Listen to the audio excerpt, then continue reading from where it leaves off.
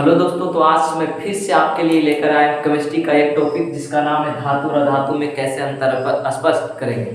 तो आज हम लोग सीखेंगे कि धातु और अधातु में अंतर आखिर है क्या, इसको हम कैसे लिख सकते हैं। आपसे अगर कभी पूछ दिया जाए कि धातु और अधातु में 5 अंतर को स्पष्ट करें तो कैसे लिखेंगे, मैं इन सभी समस्याओं का समाधान जो है इस वीडियो में बताने वाला हूँ। तो आप वीडियो को अंत तक देखना बिल्कुल भी ना भूलें। अगर आप मेरे चैनल पर नए हो तो चैनल को सब्सक्राइब कर ले और वीडियो को अंत तक देखें। मैं वादा करता हूं कि अगर आपसे कभी भी पूछा जाएगा कि धातु और अधातु में क्या अंतर है तो आप जरूर बताएंगे। तो सबसे पहले धातु और अधातु में जो अंतर स्पष्ट करेंगे वो डिफिनेशन से करेंगे, और उसके बाद धातु और अधातु जो है उनके गुणों से जो है उसका अंतर स्पष्ट करेंगे।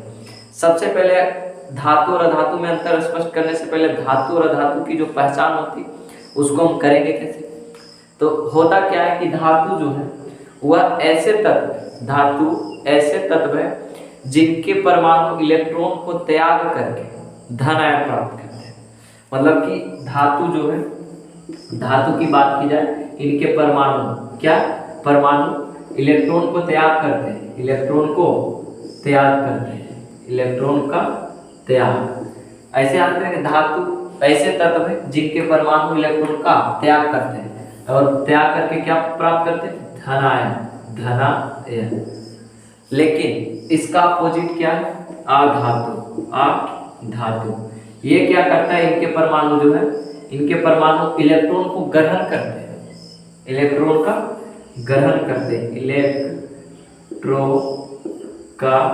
ग्रहण। और जब इलेक्ट्रॉन का ग्रहण कर रहे हैं मतलब दूसरे से ले रहे हैं तो वह ऋण आयन प्राप्त करेंगे। क्या करेंगे, ऋण आयन। समझ गए। धातु क्या है, तो धातु वैसे तत्व है जिनके परमाणु इलेक्ट्रॉन का त्याग करके धनायन प्राप्त करते हैं, जबकि अधातु के जो परमाणु होते हैं वो इलेक्ट्रॉन का ग्रहण करके ऋणायन प्राप्त करते हैं। ये डिफिनेशन से अंतर था। तो हम लिखेंगे अब क्या कि अगर कभी भी पूछे कि धातु और अधातु में 5 अंतर स्पष्ट करें तो कैसे लिखेंगे। तो एक तरफ हम धातु लिखते हैं और दूसरा तरफ अधातु। हम डायरेक्ट अंतर स्पष्ट करते जाएंगे। पहला क्या हो गया कि धातु का जो परमाणु है वो इलेक्ट्रॉन का त्याग करते हैं। तो पहले लिख लेंगे डिफिनेशन से। पहला, धातु के परमाणु इलेक्ट्रॉन का त्याग करते हैं, जबकि अधातु का जो इलेक्ट्रॉन है वो अधातु के परमाणु इलेक्ट्रॉन का ग्रहण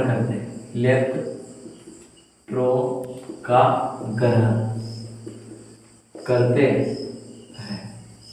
पहला में जैसे हम बोले क्या कि धातु जो है, धातु के जो परमाणु होते हैं इलेक्ट्रॉन का त्याग करते हैं, जबकि अधातु के जो परमाणु वो इलेक्ट्रॉन को ग्रहण करते हैं। दूसरा जो है, धातु में एक विशेष मतलब गुण से चलते हैं, तो डिफिनेशन से था। अब देखेंगे कि धातु में एक विशेष प्रकार की चमक होती है, जो कि अधातु में कोई विशेष प्रकार की चमक नहीं होती। ये पॉपुलर मतलब कि डिफरेंट है। धातु में एक विशेष प्रकार की चमक होती है। धातु में एक विशेष प्रकार की चमक होती है, लेकिन अधातु में विशेष प्रकार की चमक नहीं होती। विशेष प्रकार की चमक नहीं होती है। लेकिन जैसे समानता जो गुण चमक वाला वो धातु में पाया जाता है, लेकिन अधातु में ऐसा कोई गुण नहीं, मतलब कि कोई चमक नहीं होती। लेकिन अपवाद में 2 ऐसे अधातु हैं जिसमें विशेष प्रकार की चमक होती है। अपवाद में कौन कौन है, ग्रेफाइट जो कि अधातु है, और एक आयोडीन। ठीक है। ग्रेफाइट और आयोडीन एक ऐसे धातु है जो कि यानी कि अधातु होते हुए भी इसमें एक विशेष प्रकार की चमक होती है।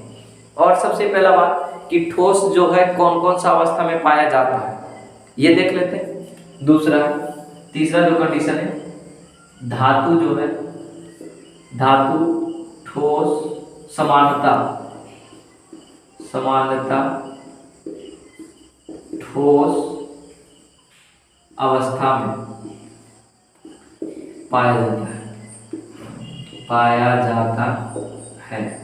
धातु जो है समानता ठोस अवस्था में पाया जाता है, लेकिन अपवाद में एक ऐसे धातु हैं जो समान ताप पर भी द्रव अवस्था में पाया जाता है। अपवाद, अपवाद पारा, कौन सा अवस्था में? द्रव अवस्था में। ये कमरे के ताप पर भी द्रव अवस्था में पाया जाता है। ये दूसरा यानी कि तीसरा डिफरेंस, मतलब कि अब ये जो अधातु है ये कौन कौन सी अवस्था में पाया जाता है? तो अधातु जो है ठोस एवं गैस की अवस्था में पाया जाता है। अधातु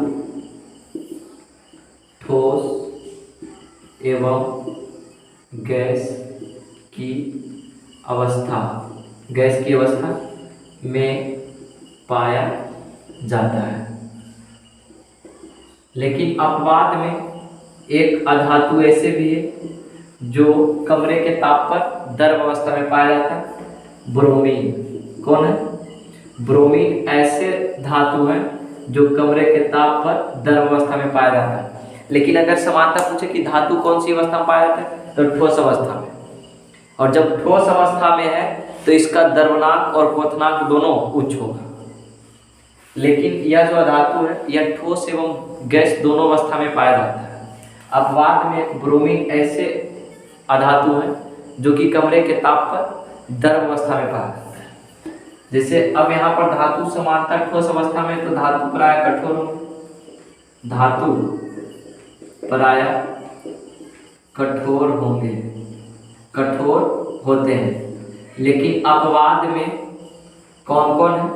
अपवाद में दो ऐसे अधातु हैं, ऐसे धातु हैं, सोडियम और पोटेशियम, सोडियम और पोटेशियम, सोडियम और पोटेशियम ऐसे धातु हैं जिसको हम चाकू से भी काट सकते हैं। ये मुलायम होते हैं। क्या होते हैं?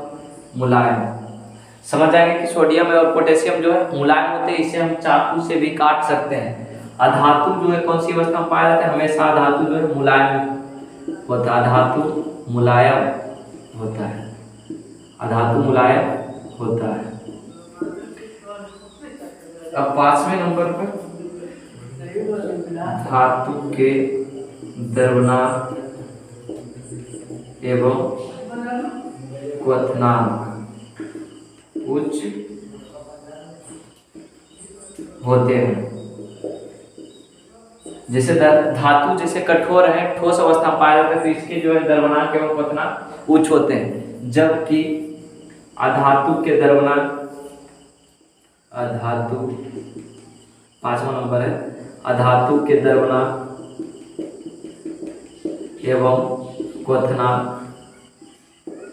निम्न होते हैं, निम्न होते हैं। ये सभी मतलब कि पॉपुलर जैसे कि मान लिया जाए इससे निकला कि धातु ठोस अवस्था में पाया जाता है, तो उसके कारण उसके द्रवनांक और क्वथनांक उच्च होंगे, और जब ठोस अवस्था में तो कठोर होंगे। लेकिन अपवाद में जो ऐसे धातु है सोडियम और पोटेशियम जो कि मुलायम होते हैं और इसे हम चाकू से भी काट सकते हैं। अगला डेफिनेशन हम क्या कर सकते हैं कि धातु तन्य होती है, तन्य होती है। तन्य होने का मतलब क्या है कि हम इसको खींचकर लंबा तार बना सकते हैं, इसे खींचकर हम लंबे तार में परिवर्तित कर सकते हैं, पतले लंबे तार में। तो सबसे अधिक टन कौन कौन है? सोना एवं चांदी। सबसे अधिक टन धातु पूछा जाए तो सोना एवं चांदी। जबकि ये जो है क्षणभंगुर होते हैं। अधातु डायरेक्टली लिख देंगे, तन नहीं होती है। तन इसलिए नहीं होते क्योंकि जब हम इस पर पीटते हैं, इसको हथौड़े से चोट पहुंचाते हैं धातु को, तो यह टूटकर मतलब चूर चूर हो जाता है। और जब चूर चूर हो जाएगा तो लंबा तार में कैसे परिवर्तन होगा? नहीं हो पाएगा। धातु जो है इसको हम पीट कर तन यानी कि पतला मतलब कि पतले तार में कन्वर्ट कर सकते हैं, पतली चादर में कन्वर्ट कर सकते हैं। इसलिए मतलब कि धातु तन होती है लेकिन अधातु तन नहीं होती। धातु जो है आघात वर्धनीयता होता है, मतलब कि धातु धातु आघात वर्णनीयता, धातु आघात वर्णनीयता होती है, धातु आघात वर्णनीयता होती है, जबकि अधातु क्षण भंगुर होता है, अधातु क्षण भंगुर होता है।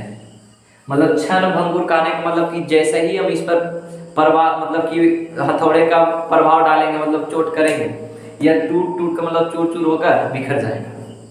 तो ये 7 गुण था जिससे हम धातु और अधातु में अंतर स्पष्ट कर सकते हैं।